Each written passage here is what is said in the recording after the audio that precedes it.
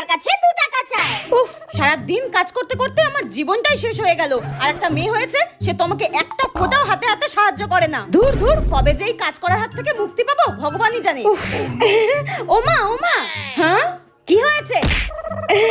এই দেখো মা, আমি কি সুন্দর একটা নতুন শাড়ি কিনেছি, এই দেখো। হ্যাঁ, ও এখন বড় হয়েছিস, ইনকাম করতে শিখেছিস, তাই নিজের জিনিস নিজেই কিনতে শিখে গেছিস। হ্যাঁ রে, কই মায়ের জন্য তো কোনোদিনও কিছু নিয়ে আসিস না। কোথায় এসে বলবি মা তোমার জন্য এই জিনিসটা নিয়ে এসেছি, সেটা তো কোনোদিনও করিস না। মায়ের হাতে তো কিচ্ছু দিস না। কেন রে, মায়ের হাতে তো 2 টাকা দিতে পারিস। ও, তোমার 2 টাকা লাগবে? আরে আগে বলবে তো। দাঁড়াও দাঁড়াও, দিচ্ছি, দাঁড়াও দাঁড়াও। কোথায় গেল জানো?